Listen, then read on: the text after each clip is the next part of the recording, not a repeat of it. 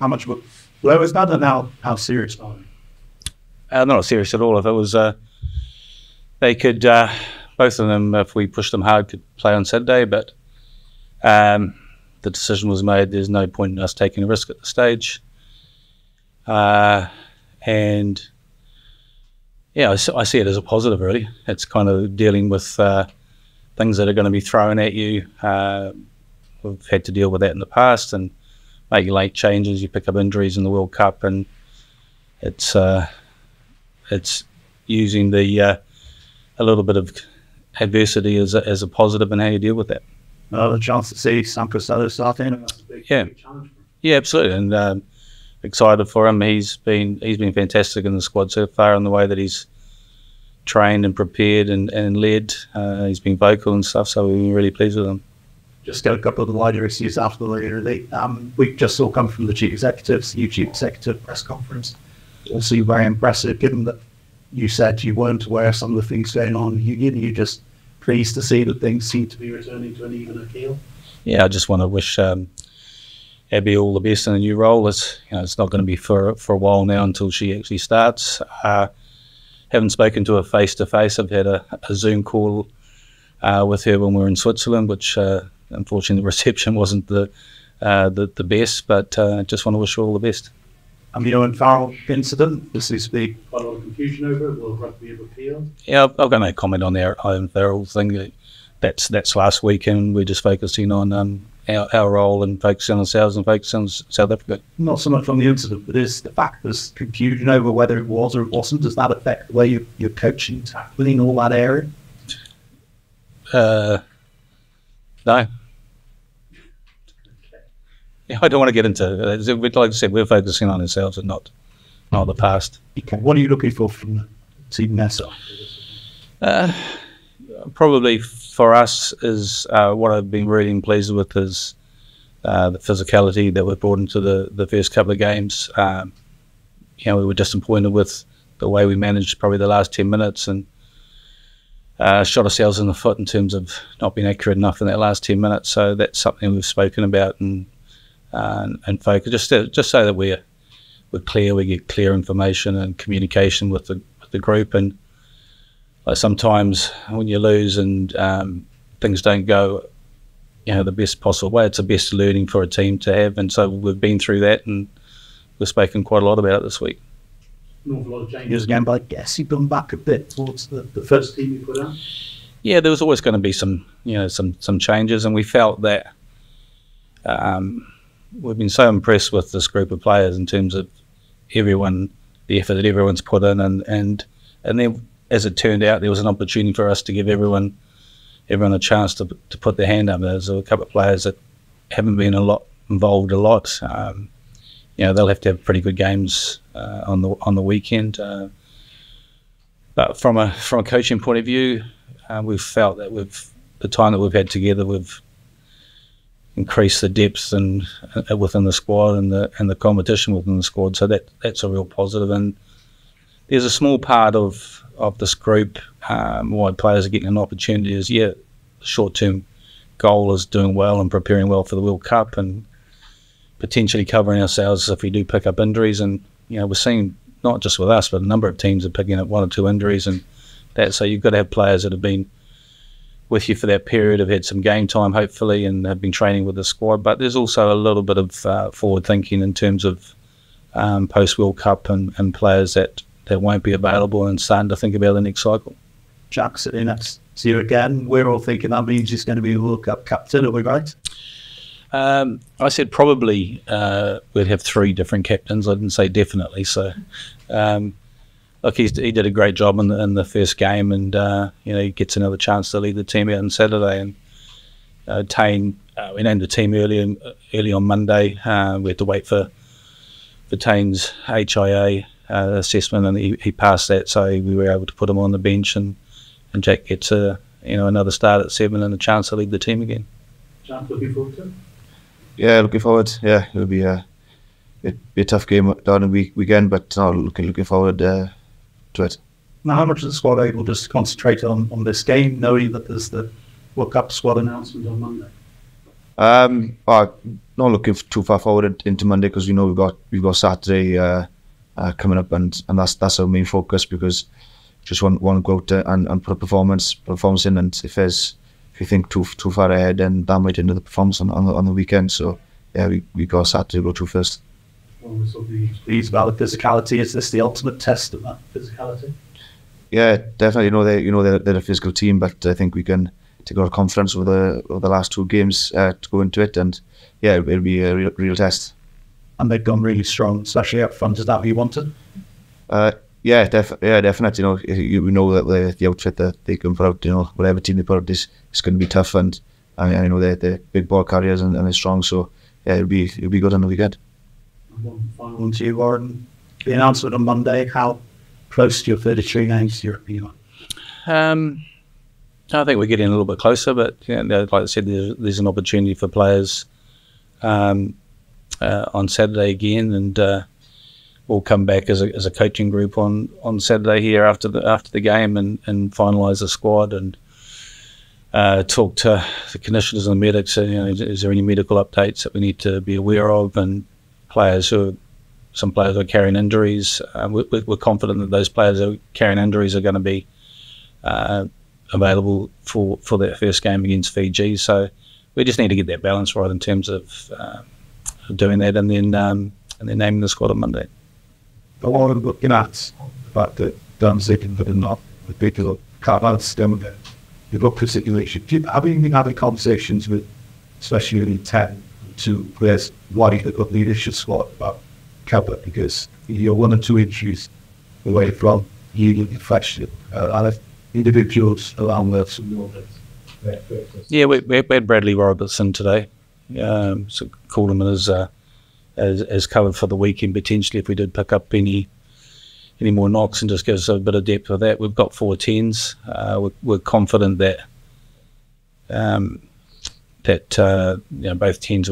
If this was a World Cup semi-final or something like that, Dan Bigger would have been fine for the weekend. We've just taken a precautionary measure for that. There's no need for us to take a risk with them in terms of just allowing them a few more days to recover for that back to get right. And so we made that decision early because we want everyone to be fit, and it gives Sam another opportunity. So we could have pushed him, but he'd probably be playing the game a little bit tight, and there's no point in us taking that risk if we didn't need to. I do a lot for good for getting Dawson. I'm here in the long term. It's just saying how both people said that the best coach in the world. There is a plot for fancy circumstances where you will track down London Street. Griff Austin usually gets such support. We'll see how the World Cup goes. Things shows. Look,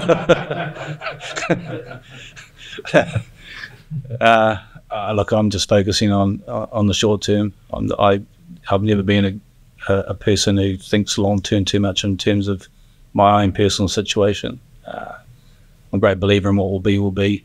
I've already said that the work that this group have done and how close we've come together and the strides that we've made in this time. I said, I think we can do something pretty special in this World Cup, and I honestly believe that. And so if that happens, then those other things take care of itself. Matt? Sorry. Oh, no, he was. It's not. But it's Jack Wild. It's a lottery down. Both of them, so Dowie's talking to the medics. They has a little bit of a knee issue. They're confident that he'll be fit for carries on with his rehab, fit for the first game as well. And Tane has that shoulder, and the same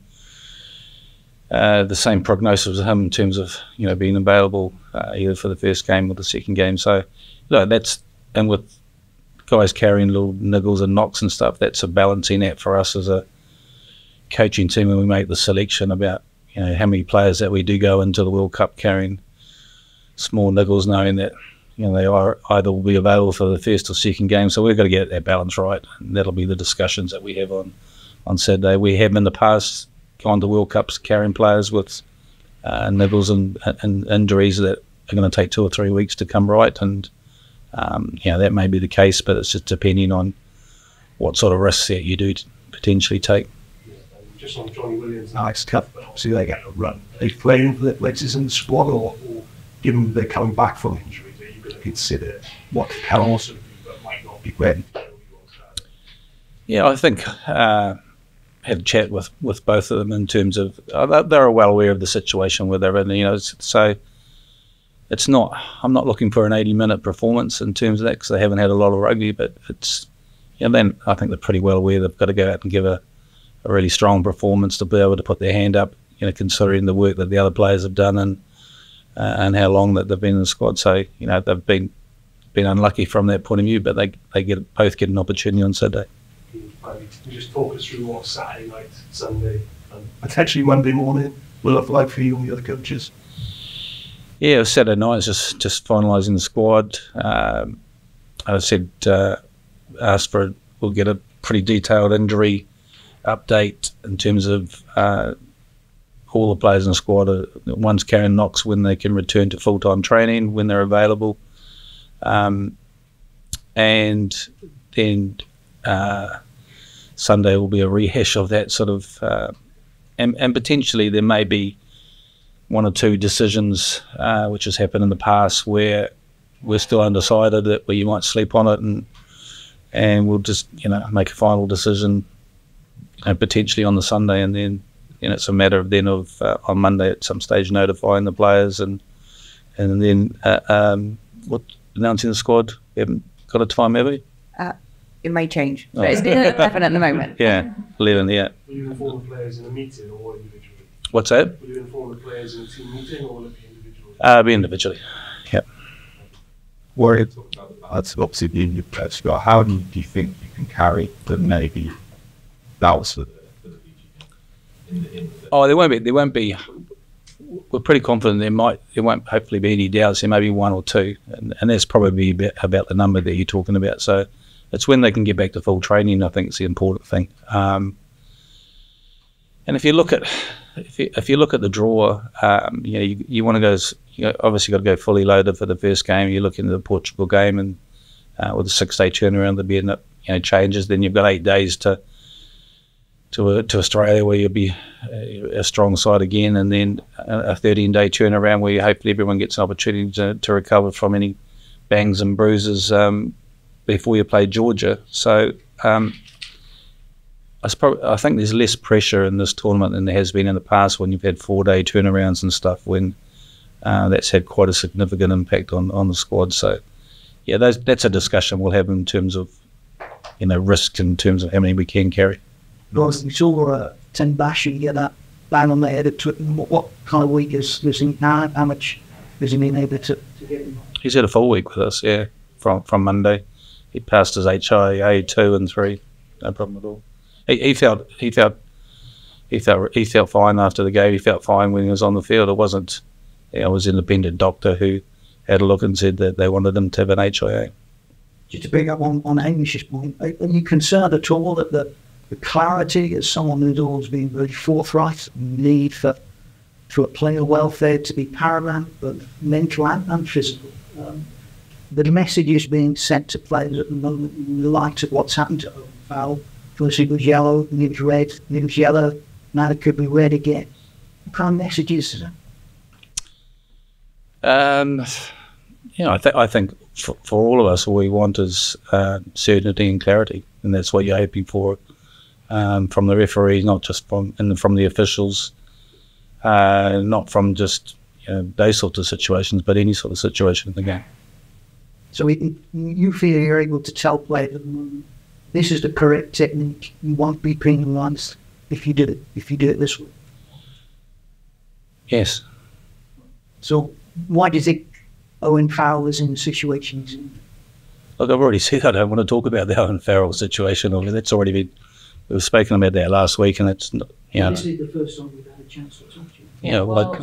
I don't want to talk about it. Clearly given his answer on that, so we're going to move on. I don't want to talk about it. Forthright about it in the newspaper. I'm just curious as to I just said I was forthright about the fact that he's got to get his technique a little bit better. Yeah, something that we talk with about players in terms of making sure your technique. If you don't bend at the hips and there, you put yourself in a situation that you can potentially get yellow carded or red carded. That's just, I'd like to think, all coaches talk about tackle technique and getting those things right, and if you don't get those things right, then you potentially can put yourself in a position where you can be carded. Yeah, and on the broader point, World Cups always attract new audiences, people watching rugby for the first time.